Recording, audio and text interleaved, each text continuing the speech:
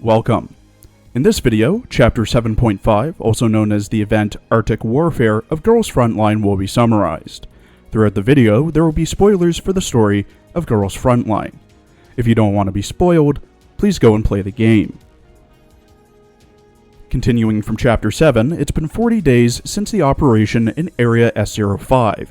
An AR team is returning from a visit to M4 on an aircraft.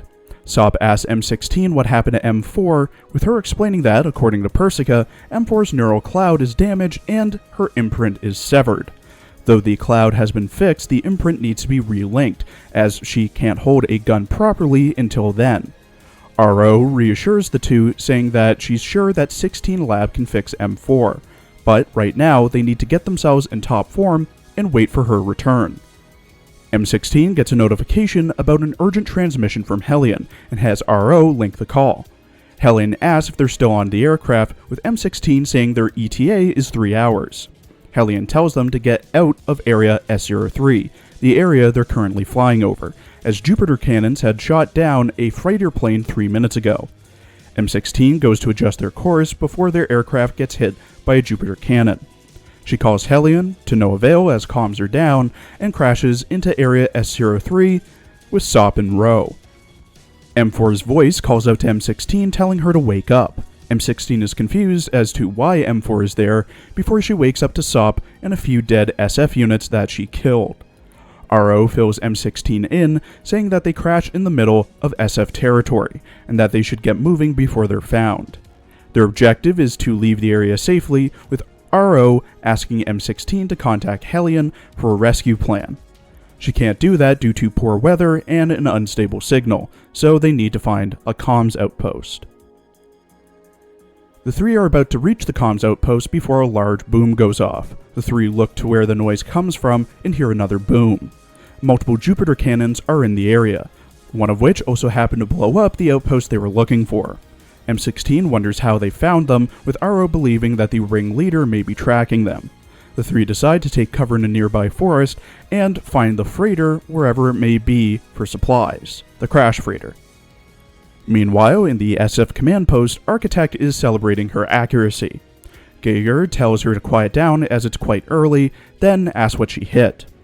Architect says she hit the comms outpost for the sole purpose of it being in an annoying spot, and her wanting to test her aim. Geiger tells her to not waste her time and instead look for G&K survivors. Architect is surprised that there are any survivors, with Geiger saying that the Jupiter shell only grazed the aircraft's tail, giving them a good chance to crash land safely. However, the two are there to test the Jupiter cannon, so one of them needs to stay behind and guard them. Geiger says she'll go take a look and says to stop firing random shots as she may end up hitting friendlies. 20 minutes later, RO finds a potential location for a comms outpost on an old map. M16 asks if it's still usable, but they don't have a choice in the matter. The three finally reach the outpost and find that not only is the door unlocked, but the comms equipment is fully functional and unhacked. 3 minutes later, they contact Hellion and inform her of the situation. Hellion says that a rescue mission is being mounted, but it'll be a while due to the distance and the poor weather. She continues telling them info, but she starts breaking up due to the blizzard. RO pieces together that Hellion said something about a heliport to the southeast and being able to get supplies there before they all head out. While moving to the heliport, the three come across multiple Jupiter cannons. RO tells the others that SF likely got that tech after hacking into a military database, and the cannon itself is internally codenamed Marduk, the Babylonian equivalent to Zeus and Jupiter. The cannons themselves were developed to be used and strike down G&K.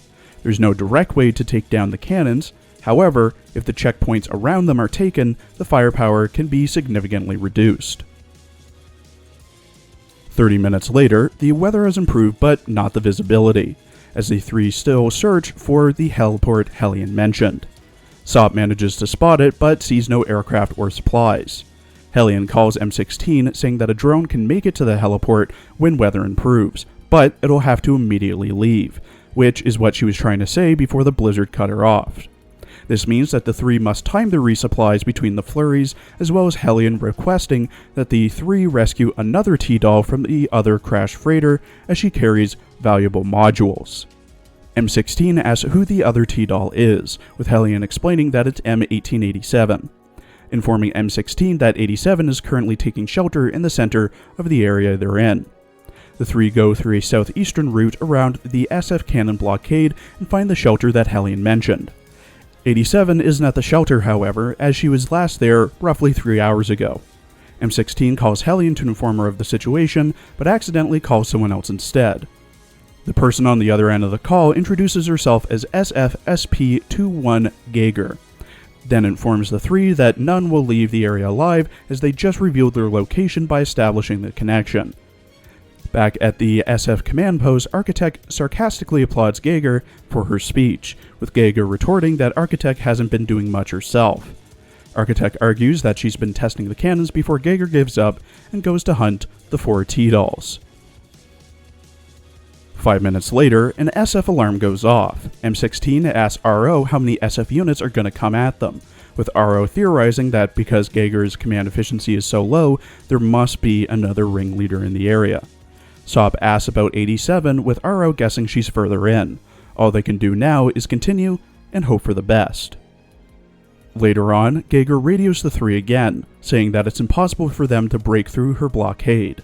RO is frustrated as the cannons anticipate their every move and begins questioning if they should retreat first. While the three argue, a voice tells them to hold it over an encrypted channel, and introduces themselves as M1887. She tells RO to keep Geiger busy as she finds and severs the cannon's power source. The three retreat for now and prepare for the next attack. The three still haven't been able to get the upper hand in their last few attacks and are running low on ammo. Another round is coming in and the three dive for cover, but there's no explosion. 87 radios in saying she finally cut off the power, and that the three have 10 minutes to break through the blockade and make it to the safe house before the cannons get their auxiliary power back. 10 minutes later, the three make it to the safe house and finally meet 87 face to face.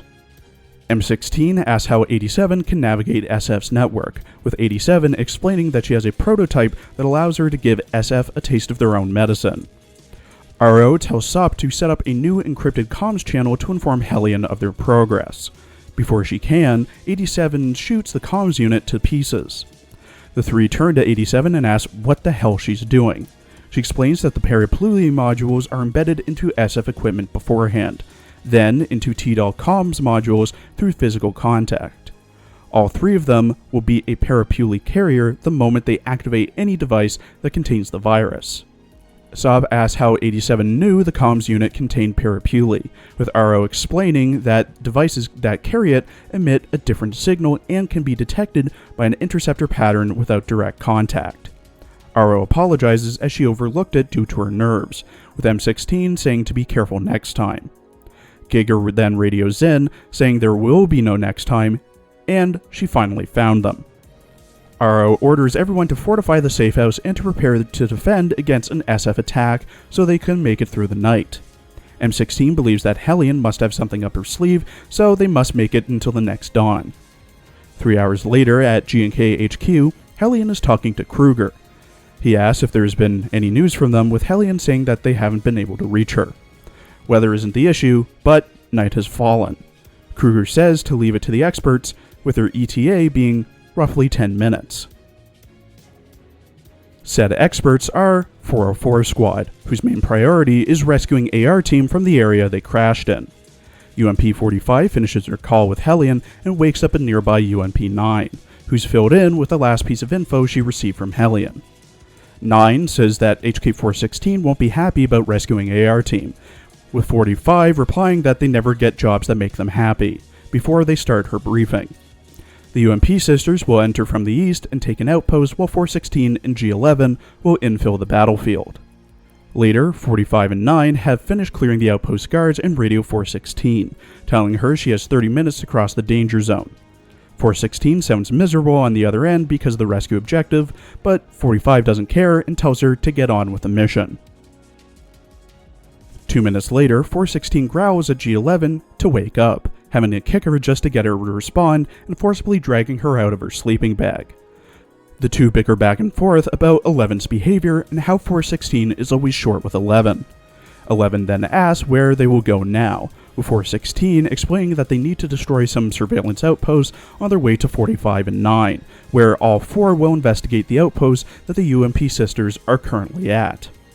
416 and 11 finally reach the outpost when 11 notices a camera moving. She asks 416 if she's controlling it, which she isn't, and says that the outpost might be haunted. Architect then calls and says not to mind her, she's just doing a surveillance check and looking around.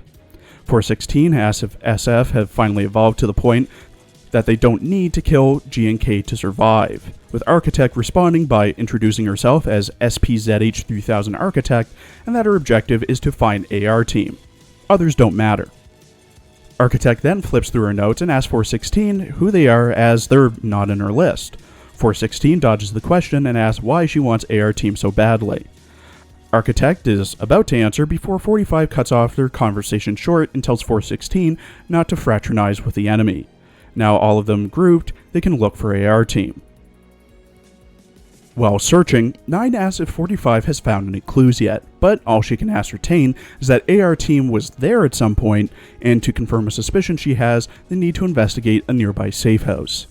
11 doesn't want to shift base, and 416 doesn't want to go on a wild goose chase, but 45 asks them to trust her. While they continue their search, 416 and 11 eavesdrop on 45's conversation with someone. 416 points out to 11 that the correspondent signal on 45's screen is SF. 11 points out that they can forge an SF signal, with 416 asking who else at G&K can forge one. The two talk about how strange 45 has been and how parapuli spreads. 9 interrupts their conversation, and before 416 can ask her about 45's behavior, an alarm goes off. Architect radios them, saying that she may not know who they are, but she's changed her mind and has decided to use 404 squad as live targets for the Jupiter cannons in order to test their maneuverability. 45 yells to the rest that they need to get out of the danger zone immediately. 9 asks about AR Team, with 45 responding that everything is going as planned. 404 squad manages to make it out of the danger zone, unlike Kenny Loggins, who takes the highway to it. 416 confronts 45 about how their movements were exposed to Architect's cameras, with 45 responding by calling her paranoid. 416 asks 45 to explain, with 45 saying that she'll explain later, as now their operation truly begins. The outpost ahead of them is Architect's base, and they're gonna raid it. 416 says the base must be heavily fortified as they're in a field of heavy cannons, but 45 says they're up against an unusual enemy, and they're an unusual team.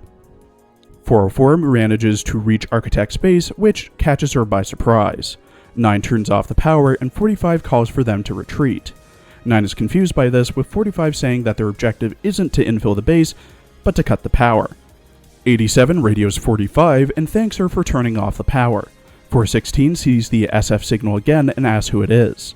45 explains that it's their informant, M1887, and she's been using low-level SF signals to aid them, and that AR Team is with her. 87 asks 404 to keep Architect busy, as it's the only way to get Geiger off their tail. 416 asks how much longer, as they're running low on supplies, with 45 saying that she has another plan. In her base, Architect is still searching in the dark for 404 squad, saying she's figured them out and that she knows which outpost they'll appear at next. 10 minutes later, the trap she set up at an outpost for 404 goes off, and Architect goes out to the outpost to check her handiwork. When she arrives, they're nowhere to be found. Geiger urgently radios, calling Architect an idiot for leaving her base. Architect tries to calm Geiger down, explaining that she has a defense program so they can't get in. Geiger points out the real problem is that the T-Dolls have gone around the Jupiter cannons and run away while Architect was out.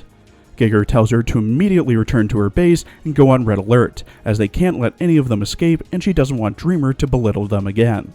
Over with AR Team, they're still defending the safe house and running low on ammo. Just as things are getting too dire, M16 believes that Hellion is about to show her ace.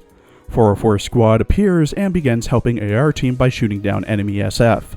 The two teams fight side by side, with 45 and M16 reminiscing about the past. 5 minutes later, in a temp safe house, M16 asks why 404 didn't contact them beforehand. 45 explains that there's another ringleader in the area and they didn't want to get caught. Saab asks how they dealt with Geiger, with 11 saying that it's not just Geiger, and the other is most likely quite angry at all of them. RO asks 45 what her plan is, with 45 saying that they all should leave the shelter. Before AR team leaves, M16 tells RO to never relinquish command to 45, which he understands. After conducting some surveillance, M16 reports back to RO that SF have set up multiple blockades, meaning that they'll have to find a way around them. RO says that they should find a safe place to contact GNK HQ, with Saab mentioning that she found a comms outpost nearby, with the group moving to take it. After they arrive, RO asks M16 and 45 to come with her so they can report to Hellion, but she needs to set up the comms first. While they do that, 11 sleeps and Saab and 9 talk, with Saab bringing up the rumors surrounding 404 squad. 9 asks if they were bad rumors, but Saab thinks 404 is quite cool and not strange at all. 416 still isn't happy about working with M16 again, and 9 apologizes about what happened to Star and M4. 45 returns and says they need to get a move on as HQ has sent a large rescue team, but the aircraft can only bring them to the border, so they need to get to the border safely. As they set out, RO tells the group that since there's such a distance between them and the heliport the rescue team is landing at, they need to pass through multiple SF blockades. 416 makes a snide remark about how AR team will just slow them down, and that if they lose another member, she'll never let M16 hear the end of it. 9 tries to change the topic by asking 45 if she has anything to say. 45 suggests RO that cutting off the surveillance of the SF command post ahead will ensure their safe passage, which RO concurs. After they occupy the SF outpost, and then 15 minutes later for whatever reason, RO enters and asks 45 where 416 is. 45 says she's out doing sentry duty for a change of scenery. RO asks about the history between 416 and M16, with 45 summarizing it as a misunderstanding that neither will let go of. Elsewhere in the outpost, 9 apologizes on the behalf of 416 to M16 about something she said. M16 laughs it off and says that she has too much pent up inside of her, so sometimes she loses it now and then. 416 then comes rushing in, saying that the SF are moving towards the outpost and will arrive in 20 minutes. Regardless of what M16, 11, and 9 were talking about, they need to get out of there immediately. While they're leaving, 45 radios Hellion about the status of the rescue party. Hellion says that the weather is improving, so the heliports are fully operational, meaning that they can use the heliports anytime, but only in the area they're in. Also, the rescue party will be later than expected due to the large force amassed. They need to hurry or they'll be fenced in and surrounded. Saab suggests making a run for it, but they're low on supplies.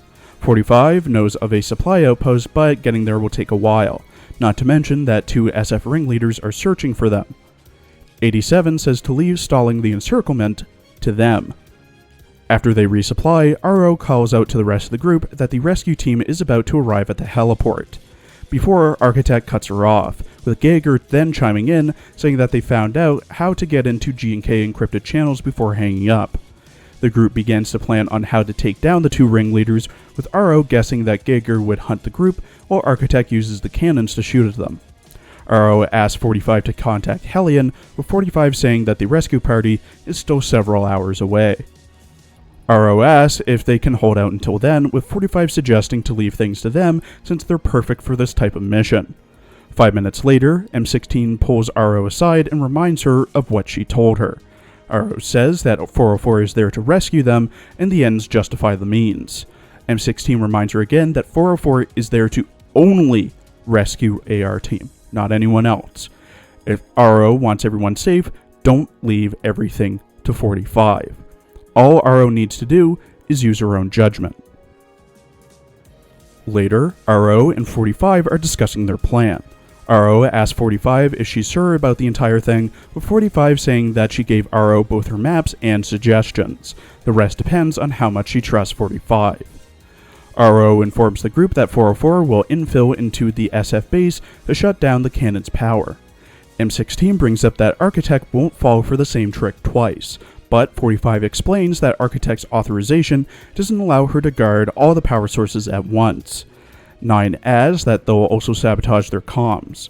However, this only buys AR Team enough time to move out. Meanwhile, 87 will lead the other T-Dolls to draw Geiger away. RO suggests for everyone to back up their neural clouds beforehand. AR Team will raid the base, hack the controls, and open the gateway to the outside. Once that's done, it's a mad dash for the gateway and then the heliport with the rescue team. The group then moves out. Later, Geiger asks where Architect is with her Jupiter cannons as there's G&K T-Dolls everywhere. Architect says that the covert team she doesn't recognize is cutting off her power supplies, so the cannons are at half capacity. Geiger says she'll send some of her troops to help, with Architect asking why can't she just go out and fight. Geiger explains that if she were to do that, she'd get surrounded and has to stay in the base to prevent that. Architect tells Geiger to stay safe before the comms are cut. Meanwhile, with AR Team, they're beginning to infill the base when 87 calls them asking if they can retreat due to Geiger becoming more violent. RO denies the retreat as it may be more dangerous if they do. M16 asks what RO is planning, with RO saying that they're heading to a comms outpost where she'll leave M16 to contact Hellion. Sop says that Hellion won't make it in time, which has RO rethink to contacting the commander instead, despite the dangers it may hold. In the SF base, 45 is getting impatient with how long AR Team is taking. 9 says that they can't wait much longer as their power and comms will be back in around 3 minutes, and once they have them back, no one will make it out. 45 gives the order to withdraw as they cleared the way and have done their part. 416 asks about 87 and the other T-Dolls, with 45 saying that they're not their objective. 416 asks what 9 thinks, but she'll only listen to 45, same with 11. 416 asks if this was 45's plan all along, with 45 saying that she can't go back to M16, and the squad she was kicked out of no longer exists. 416 needs to let go of her pride and the past to join 404 for real. 9 says that the 3 minutes are almost up and RO still hasn't responded. 45 tells her to check their coordinates, but they're not in their surveillance area. RO finally radios in, saying that they went for another outpost instead of raiding Architect's base. 45 asks what the hell they're doing as they're now in very serious danger. Once the power is back, they'll be the first to die. RO reassures them as someone will be taking their place. Gunfire comes from behind the door, with Thompson and WA-2000 radioing 404 that they made it just in time. Back with the SF leaders, Architect celebrates getting the power back, but Geiger notifies her that a large G&K reinforcement is coming into the base from behind and she needs to get out of there immediately. Geiger decides to abandon Architect as she believes she can make it out of there alive without her help. Architect begins to say something before she gets cut off. Geiger desperately tries to contact her, before Agent radios saying that since G&K dispatched the field commander, Architect has failed and is no match for their mass mobilization. Geiger apologizes, but Agent says that it's her mistake in delegating the jobs to those two and should have trained them more. Geiger hands her command authorization to Agent and leaves her troops to Agent. Agent has been waiting to make the commander's acquaintance.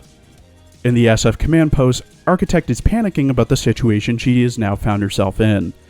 WA-2000 tells her to be quiet over the radio while Thompson ambushes her. Architect surrenders surprisingly fast as she's not obliged to fight to the end, and as long as she has food and water, she's fine to cooperate. Hellion tells the two to capture and detain Architect. Over in the heliport, 404, AR, and the rest of the T-Dolls have regrouped. RO asks 45 if she should apologize, but 45 brushes it off as RO was in command. But 45 does ask how RO's choice was any different from what M4 would have made. RO trying to save everyone could have easily resulted in the deaths of everyone had the commander not listened and rushed in to help. RO understands why 45 does things her way, but she won't abandon those who M4 wants to protect. The two shake hands, but 45 puts a program into RO's hands that deletes everything and anything about 404 from her memory. Before 45 leaves, she tells RO that Plan Parapuli is far from over.